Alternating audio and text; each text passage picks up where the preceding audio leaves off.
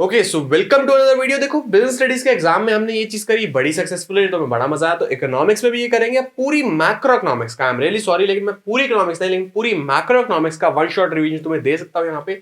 अब पूरी macro economics का वन शॉट रिवीजन होने वाला है, लेकिन उसके लिए एक वार्निंग है कि हम हर सब्जेक्ट के हर कंसेप्ट की हर डिटेल में नहीं जाएंगे, हर चैप्टर के हर टॉपिक की हर डिटेल में नहीं जाएंगे। Will just be discussing the points, the chapter layout, the overlay, the summary, ये सब कुछ भी मान लो। हम बस फटाफट से नजर मारने वाले कि हाँ भाई इस चैप्टर में ये है।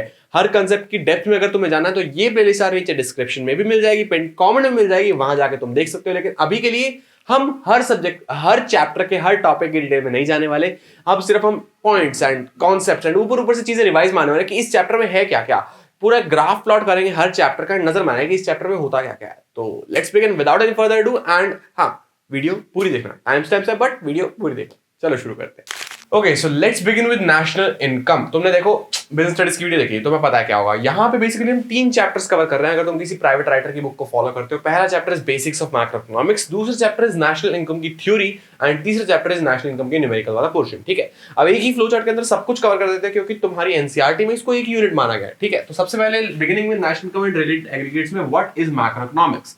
देखो जो इकोनॉमिक्स पूरे देश को एज अ होल डील करे और इंडिविजुअल ऐसे फर्म्स पे, कंज्यूमर्स पे ऐसे इंडिविजुअल फोकस ना डाले, उनको एज अ होल डील करके एग्रीगेट डिमांड, एग्रीगेट सप्लाई जैसी वेरिएबल्स में खेले, वो होती है मैक्रो इकोनॉमिक्स। तुम्हें पता है वो दूसरी होती है माइक्रो, जो हमने 11th में पढ़ी थी।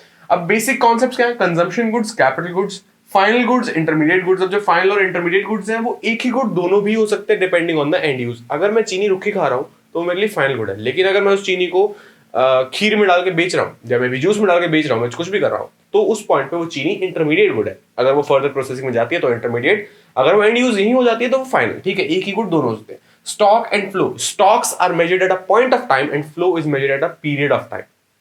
हम पूरे साल में प्रॉफिट या लॉस कमाते हैं, वो एक पीरियड ऑफ टाइम है, तो दैट इज फ्लो। लेकिन साल की एंडिंग डेट को हमारे पास क्या एसेट्स है, क्या लायबिलिटीज है, that is a point of time.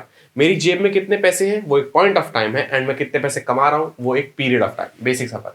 Gross minus net is equal to depreciation. ये ग्रॉस नेट डेप्रिसिएशन इन्वेस्टमेंट का जो फंडा है सारा, ये तुम्हारा पहले चैप्टर में कवर्ड है। ये है बेसिक्स ऑफ मैक्रो इकोनॉमिक्स। उसके बाद मूविंग टू नेशनल इनकम। इसके बाद आता है circular flow of income, 2 sector model में, जहां गवर्नमेंट या इंटरनेशनल सेक्टर एग्जिस्ट नहीं करता। 2 ही सेक्टर है, हाउस होल्ड और बिजनेस। सबसे पहले हाउस होल्ड बिजनेस को क्या देता है? Entrepreneurship, labour, land and capital. उसके बदले में बिजनेस हाउस होल्ड को क्या देता है? एंटरप्रेन्योरशिप का प्रॉफिट, लेबर की वेजेस, लैंड का रेंट, कैपिटल का इंटरेस्ट। ये चारों चीजें, चारों के आउटकम्स बहुत अच्छे से याद होने चाहिए तुम्हें। फिर उसके बाद हाउस होल्ड जो है वो बिजनेस को देते हैं कंजम्पशन एक्सपेंडिचर, एंड बिजनेस उनको प्रोवाइड करता है गुड्स एंड सर्विसेज से। तो ये सर्कुलर फ्लो ऑफ इनकम चलता है कि हम ही सब मिलकर अपना सारा गुड्स एंड सर्विस बना रहे हैं एंड हम ही सब मिलकर उनको कंज्यूम कर रहे हैं। एक बार को देखो कि हम पैसा कमा भी रहे हैं और पैसा लगा भी रहे हैं सर्वाइवल के लिए, नीड्स के लिए, वांट्स के लिए, खुश रहने के लिए, जिंदा रहने के लिए, वो सब चीजें हैं। बट उसी इकोनॉमी में, उसी क्लोज सर्किट में हम सब कुछ बना रहे हैं, यूज कर रहे हैं, बना रहे हैं, यूज कर रहे हैं, और पैसा बस सर्कुलेट हो रहा है। That is circular flow of income.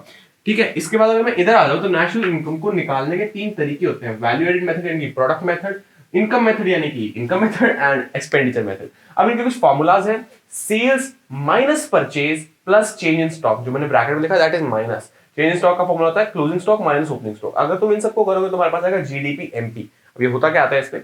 Income method में होता है कंपेंसेशन ऑफ एम्प्लॉयज, इसके अंदर का वर्ड होता है pension, wage, salary, payment in kind and contribution to social security by the employer.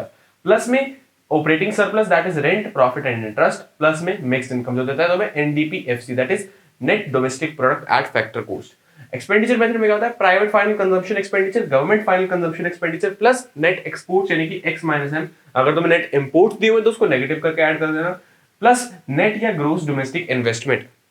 भैया नेट या ग्रोस का मतलब दोनों दियो तो क्या ले, अब बता दो। अगर तुम नेट कंसीडर करोगे तो तुम्हें मिलेगा एनडीपीएमपी, अगर तुम ग्रॉस कंसीडर करोगे तो तुम्हें मिलेगा जीडीपीएमपी। दोनों दिए, कुछ मर्जी कंसीडर करो और नेट का एन निकालो, जी का जी निकालो, यहां उल्टा मत कर देना। अगर दोनों में से दिया ही है क्या, मान लो ग्रॉस दिया है तो एन मत निकालना, नेट दिया तो जी मत निकालना। जो भी डोमेस्टिक इन्वेस्टमेंट दिया है उसी का domestic product eight market price तुम्हारा निकलेगा। ठीक है, इस बात का ध्यान रखना। अब ये जो टेबल है ये बेसिकली हमें फॉर्मूलाज बताता है। इस फॉर्मूलाज के बाद जो जो चीजें निकलेंगी ना, हमें जरूरी नहीं यही चाहिए, हमें कुछ और भी चाहिए हो सकता है।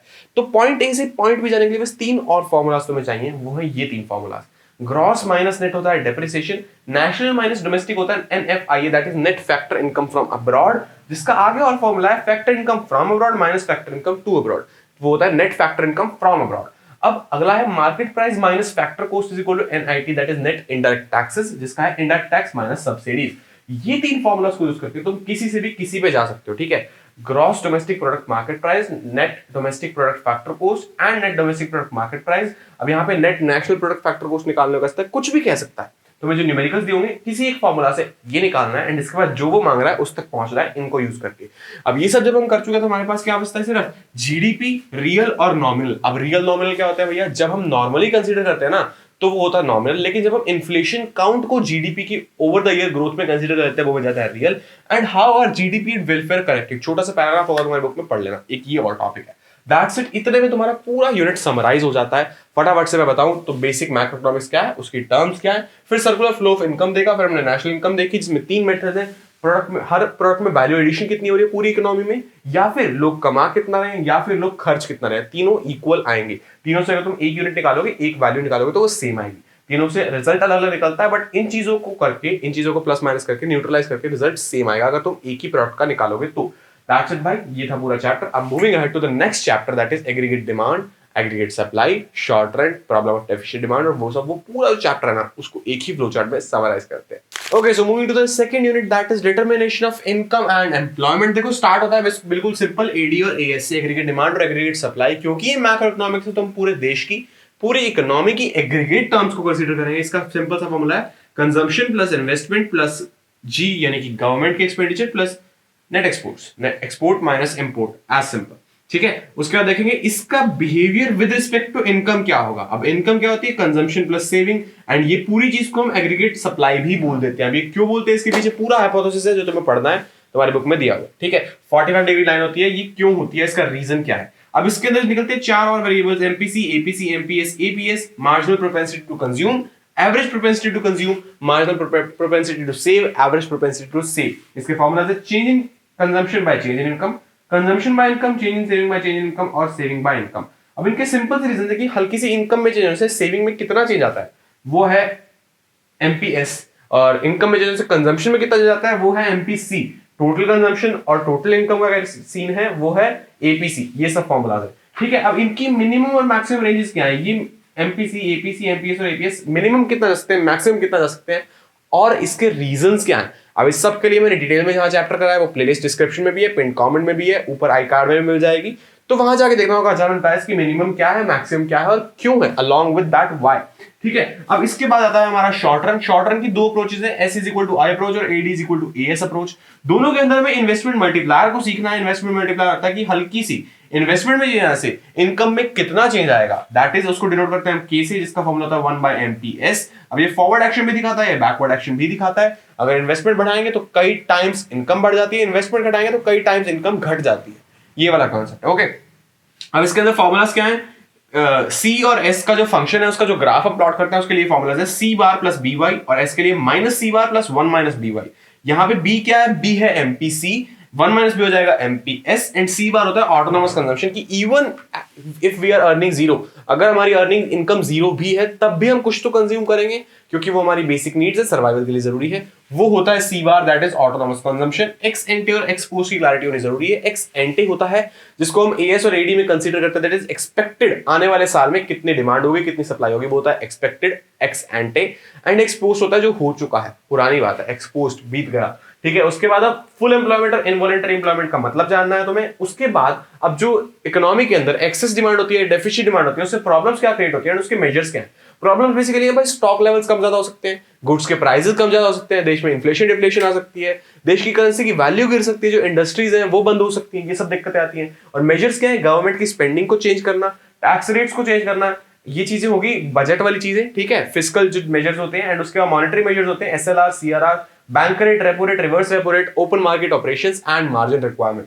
ये वो सब चीजें तुमने मनी बैंकिंग में पढ़ी थी, एंड ये वो दो चीजें जो तुमने बजट चैप्टर में पढ़ी थी। सब कुछ लिंक्ड है, पूरी मैक्रो इकोनॉमिक्स लिंक्ड है, पढ़ चुके हैं भाई, बहुत अच्छी बात है। पूरा मैक्रो हमारा फटाफट से रिवाइज हो चुका है। छोटी सी वीडियो आएगा, 7-8 मिनट की बनी होगी, मुझे कोई अंदाजा नहीं है बाकी।